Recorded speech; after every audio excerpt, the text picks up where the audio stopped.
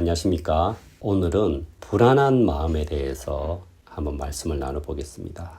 불안해하는 마음, 누구나 자주 느껴보는 그런 마음이죠. 이 불안이라고 하는 것은 마음이 편안하지 아니하고 조마조마함, 안절부절 못하는 마음을 가지고 이야기한다고 합니다. 좀 두려운 일이 닥칠 때, 걱정스러운 일이 닥칠 때, 아니면 뭔가 지금 잘못된다고 생각할 때 식은땀 나고 얼굴이 창백해지고 걱정 근심이 막 쌓이고 그런 경험은 참 많이 해보실 겁니다. 저는 좀 특히나 이런 불안한 마음을 많이 느껴보는 그런 성격인 것 같습니다. 제가 겁도 많고요. 또 예민하기도 하고 불안한 마음을 가장 공감할 수 있는 부분이 어떤 게 있냐면요. 누구나 어릴 때 어린 아기들이 처음에 아무것도 모르고 있다가 조금 낯을 가리기 시작하면 이제 엄마나 아빠가 보이지 아니하면 굉장히 불안해합니다. 울죠. 그리고 막 엄마 아빠를 찾죠. 그리고 엄마 아빠가 나타나면 그 얼굴에 안도하는 표정이 확 나타나고 그 어린아이 마음에 뭘 안다고 그렇게 자기를 지켜주는 분이 없으면 그렇게 불안하고 두려울까요? 사람 마음의 중심에 근본적으로 그런 불안한 마음이 깔려 있는 것을 알 수가 있죠. 어른이 돼서도 마찬가지요. 사람의 마음은 굉장히 예민하고 약합니다. 그래서 잘 흔들리죠. 그 흔들리는 마음을 꽉 붙잡고 싶어 합니다. 저는 어릴 때 유독 불안한 마음을 느낀 기억이 있는데요. 그 당시에 그 TV에 코스모스라고 하는 그 다큐멘터리가 굉장히 유행했습니다. 칼 세이건이 설명하는 부분인데 우주의 신비에 대해서 이야기를 하는데 제가 그래서 그 두꺼운 책도 그 어린 나이에 읽고 그랬습니다. 근데 거기 보면 어떤 내용이냐면 태양에 수명이 있다는 거죠. 태양의 수명이 다하면 이 태양은 블랙홀로 사라지고 이 블랙홀은 주위에 있는 모든 걸 빨아들인답니다. 그래서 그 지구도 다 삼켜버린다. 물론 뭐 그게 얼마나 정확한 건지 모르겠지만 제 어린 마음에 그건 굉장히 충격적이었습니다. 제가 지금 살고 있는 이 지구, 이 태양계, 이 모든 게 삼켜버린다? 너무 충격적이고 불안을 주는 그런 이야기였죠.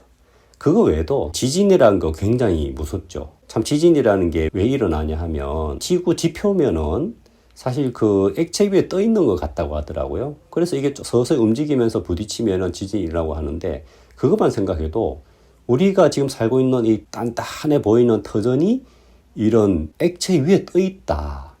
그래서 한 번씩 지진이 일어난다. 그것만 생각해도 우리 마음이 얼마나 불안합니까? 지금 우크라이나 전쟁이 한참인데 얼마나 비참합니까? 전쟁은 정말 비참하죠. 그 가족들이 죽고 그런 서로 죽이는 또 포탄이 떨어져서 비참해지는 그런 무시무시한 전쟁이 있는데 그런 전쟁이 딱 끝나면 얼마나 좋습니까? 드디어 전쟁이 끝났구나. 이제는 길 가다가 총알 날라오거나 포탄 날라올 걱정할 필요 없구나. 정말 이제는 살만하다라고 생각을 하게 되는데 실제로 현재 우리나라에 전쟁이 없지만 사람들이 과연 평안하냐? 그렇지 않죠. 늘 사람들 마음에 불안하게 하는 그런 것들은 늘 있습니다. 불안하다는 걸 보면 나 자신을 흔들리게 만드는 것들. 건강에 문제가 터질 수 있는 그것도 불안의 요인이 될 수가 있고요. 물질적인 문제, 어떤 재산을 날린다든지 아니면 어떤 위신, 살아가면서 또 주위 사람들 앞에 좀 좋은 사람으로, 괜찮은 사람으로 그렇게 인정받고 비치고 싶은데 내가 어떤 행동을 하다가 주위 사람들로부터 참 업신여김 받고 참 형편없는 사람으로 드러나는 그런 것 또한 굉장히 불안하죠. 그래서 내가 큰 실수를 해서 주위 사람들을 날 어떻게 생각할까 하는 내 체면이 깎이고 나라고 하는 사람이 참 무너져 갈 때 또 우리 마음에 불안한 마음이 이제 드는 거죠. 우리의 이 불안한 마음을 아주 잘 정리해주고 있는 말씀이 있습니다. 목공은 금장색을 장려하며 마치로 고르게 하는 자는 매질군을 장려하며 가로되 땜이 잘 된다 하며 못을 단단히 박아 우상으로 흔들리지 않게 하는도다. 자, 여기 보면은 우상을 만드는 사람들이 나오는데 목공이 있고 금장색이 있고 마치로 고르게 하는 자도 있고 매질꾼도 있고 이렇게 있습니다. 근데 이 사람들이 우상을 만들어요. 굉장히 화려하고 멋지고 대단한 그런 모습으로 만드는데, 그렇게 만들고 나서 못을 단단히 박아서 그 우상으로 흔들리지 않게 한단 말입니다. 그 인간의 손으로 말이죠. 근데 이 우상이라고 하는 것이 우리 자신을 묘사하고 있는 그런 부분이 있거든요. 우리가 우리 자신을 흔들리지 않게 만든단 말입니다. 어떤 데도 흔들리지 않도록 또 멋지게 화려하게 근사하게 모든 사람이 볼 때 우러러 볼 수 있도록 단단히 박아가지고 흔들리지 않게 그렇게 세우는 거예요. 그러고 나서 그 나머지로 신상 곧 자기의 우상을 만들고 그 앞에 부복하여 경배하며 그것에게 기도하여 이르기를 너는 나의 신이니 나를 구원하라 하는도다. 여기 보면 참 어리석은 우리의 모습을 보여주는데, 자기가 멋진 우상을 만들고 그 앞에 무릎 꿇고 경배하고 기도하고 그러면서 너는 나의 신이니 나를 구원하라. 어떤 사람 그런 사람 있잖아요. 나는 무신론자입니다. 나는 아무 신을 믿지 않습니다 하는데, 그 사람 마음속에 가만히 보면 자신을 신으로 세워서 그걸 섬기는 마음이 있는 거예요. 그래서 넘어져가는 나를 흔들리지 않게 꽉 붙잡아 놓고 그걸 멋지게 만들고, 그것이 나를 든든하게 불안하지 않게 붙잡아 줄 수 있을 것 같은, 그래서 그걸 의지하는 사람들이 대부분이라는 겁니다. 그게 우상이라고 하는 겁니다. 내 건강을 위해서 내가 건강하게 만들고 또 보디빌더를 해서 몸이 멋지게 보이게 하고 미용을 하고 아니면은 뭐 말투나 뭐 영어 실력이나 또 여러 가지 능력이나 뭐 그런 것들 갖가지로 인해서 나를 높이 세우고 흔들리지 않게 만든단 말입니다. 그리고 흔들리지 않는 나를 그렇게 세워놓고 그 나를 의지하고 불안에서 벗어나서 평안을 얻으려고 하는 게 대부분 사람들이라는 거예요. 근데 가만히 생각하면 이 성경은 지금 그 사람들의 마음의 어리석음을 얘기해 준 겁니다. 내가 든든히 세워놓고 내가 든든히 세운 그것을 의지하면서 너는 나를 구원하라. 너는 나를 지켜라.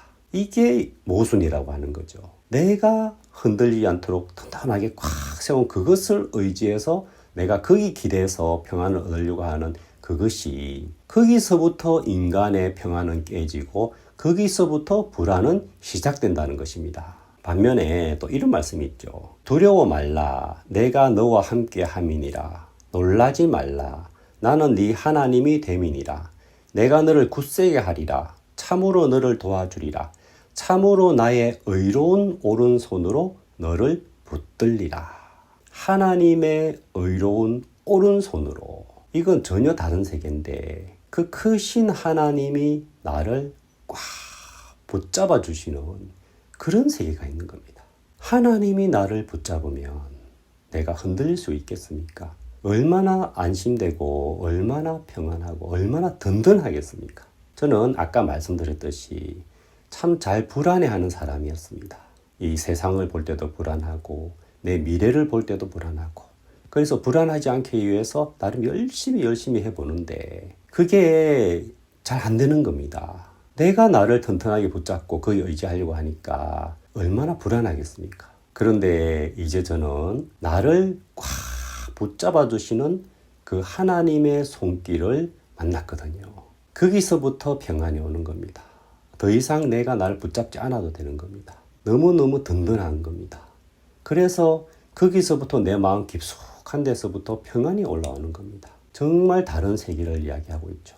그리고 하나님이 나를 붙잡아 주시는 그 세계 안에 들어오고 나면 자기가 자기를 붙잡아 세우는 그 사람들의 삶이 얼마나 가련하고 안타까운지 모릅니다. 그래서 이 세계를 전해주고 싶은 거죠. 불안에 대해서 정말 잘 나온 또 말씀이 있는데요. 내 영혼아, 네가 어찌하여 낭망하며 어찌하여 내 속에서 불안하여 하는고. 너는 하나님을 바라라. 그 얼굴의 도우심을 인하여 내가 오히려 찬송하리로다. 자, 내가 낭망하고 불안하여 할 때가 있단 말입니다. 그런데 어찌하여 그렇게 하느냐. 너는 하나님을 바라라. 그 얼굴의 도우심을 인하여 내가 오히려 찬송하리로다. 그 얼굴은 하나님의 얼굴을 말하는 겁니다. 자, 하나님의 얼굴이 우리를 도우신다? 우리가 하나님의 얼굴을 보고 있으면 우리를 향한 하나님의 마음, 우리를 든든히 붙잡으시는 그 하나님의 마음을 읽을 수가 있잖아요.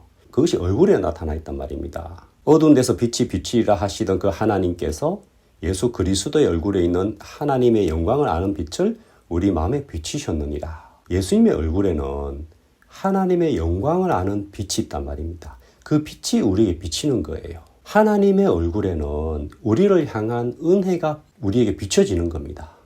그것을 볼 때 우리 마음에 불안이 사라지는 거예요. 그리고 또 재밌는 것이 그 다음에 나오는 말씀이 내 영혼아 네가 어찌하여 낭망하며 어찌하여 내 속에서 불안하여 하는고 너는 하나님을 바라라. 나는 내 얼굴을 도우시는 내 하나님을 오히려 찬송하리로다. 자, 이번에는 내 얼굴을 도우시는 하나님. 아까는 그 얼굴의 도우심이라고 했고요. 이번에는 내 얼굴을 도우시는 하나님.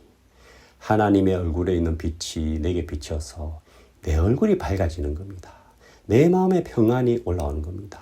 전에는 내 얼굴에 불안이 가득했는데 이제는 내 얼굴이 평안으로 가득해지는 거예요. 내 마음의 평안을 이제는 무너뜨릴 불안이 힘이 없는 겁니다.